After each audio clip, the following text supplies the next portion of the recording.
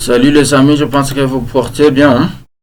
Continuons avec notre cours théorique de système d'information géographique.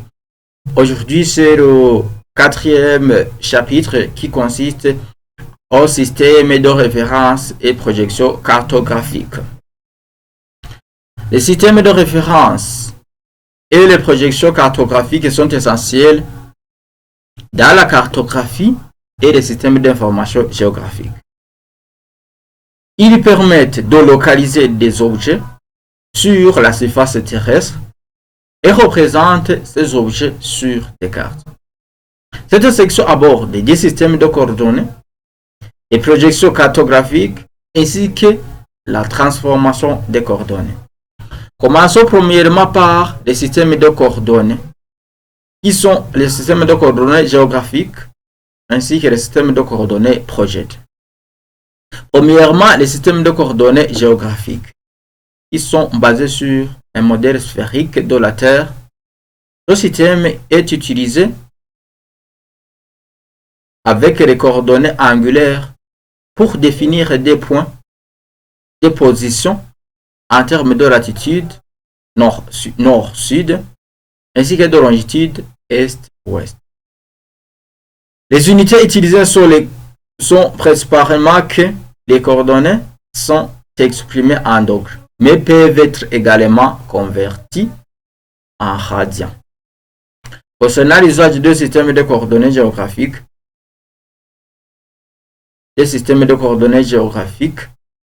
nous allons voir que les systèmes de coordonnées géographiques sont appropriés pour les applications nécessaires dans la compréhension globale de la localisation, comme la navigation marine ou aérienne. Généralement, dans la navigation, c'est là où on utilise les systèmes de coordonnées géographiques. Exemple de sphère de référence, nous avons le WGS 84, World Geodesic System 1984, qui est le système standard utilisé par le GPS. Donc, il est applicable au niveau mondial, partout dans le monde, à chaque point du globe terrestre. On peut utiliser le World Geodesic System 1984. Pour les systèmes de coordonnées projetés, ces systèmes convertissent la surface courbe de la Terre en une surface plane ou bien en carte d'une manière générale. Cela permet de représenter des distances, des angles et des surfaces de manière plus précise sur une carte. Les types de projections incluent des projections coniques, des projections azimutales, des projections cylindriques, chacun ayant ses avantages et ses inconvénients en termes de préservation des propriétés géométriques comme la surface, les angles, les distances, etc. Par exemple, la projection conformelle, la projection Lambert conformement conique offre une bonne précision pour les cartes des régions à plus grande étendue est-ouest. C'est-à-dire la projection Mercator est utilisée principalement pour la navigation marine. Elle conserve les angles mais déforme les surfaces à proximité des pôles. Deuxièmement, allons aux projections cartographiques concernant les concepts et les choix de projection. Le concept de projection cartographique. Une projection cartographique est un modèle mathématique qui permet de transformer les coordonnées géographiques, latitude et longitude, en coordonnées planes x, y. Distorsion. Toute projection entraîne une certaine distorsion, que ce soit dans la forme, dans la superficie, dans la distance ou bien dans la direction. Aucune projection ne peut conserver toutes ces propriétés simultanément. Donc, toujours il y a une certaine distorsion. Concernant le champ de la projection, Le choix d'une projection dépend des objectifs de l'analyse cartographique. Par exemple, pour des analyses de superficie, une projection équivalente sera plus appropriée, c'est-à-dire une projection qui protège les superficies, qui conserve les superficies. Les critères de choix, nous avons d'abord le type d'analyse que l'on veut faire. Selon que l'on souhaite privilégier les distances, les formes ou les surfaces, différents types de projections seront choisis.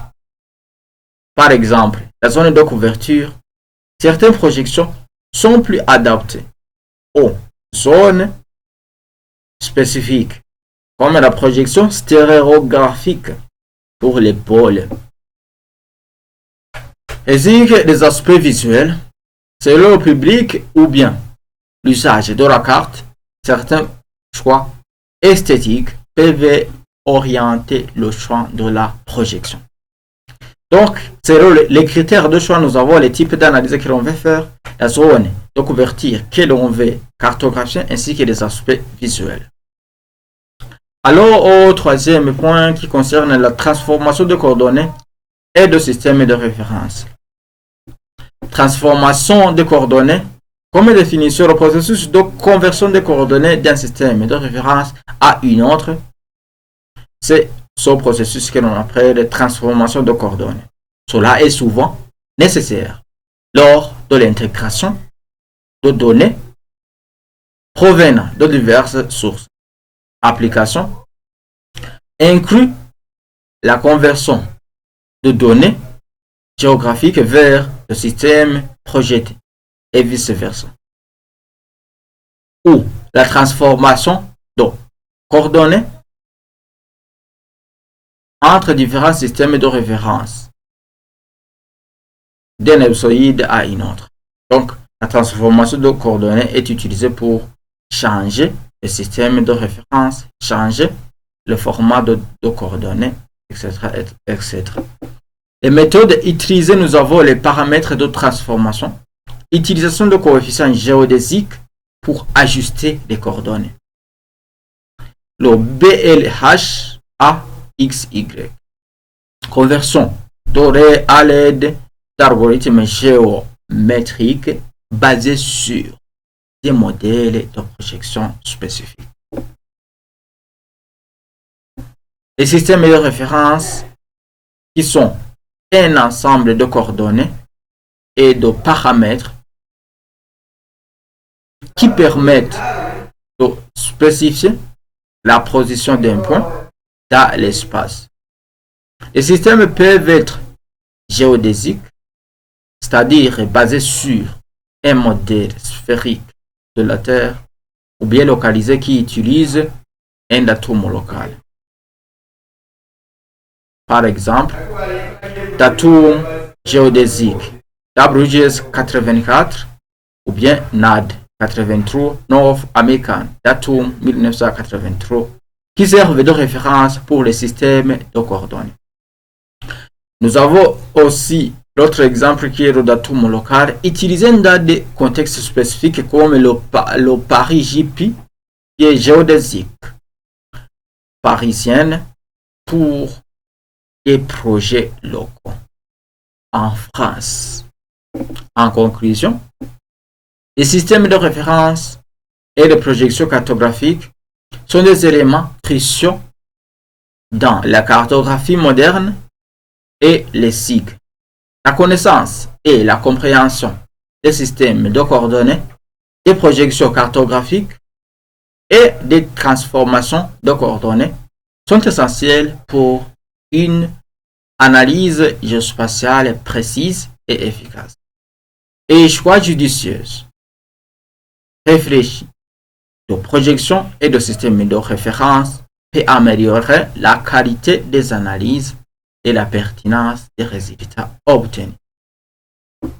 Alors, je vous remercie pour le temps que vous avez pris à regarder cette vidéo. Nous allons nous rencontrer dans le chapitre 5 de ce cours qui concernait les logiciels SIG.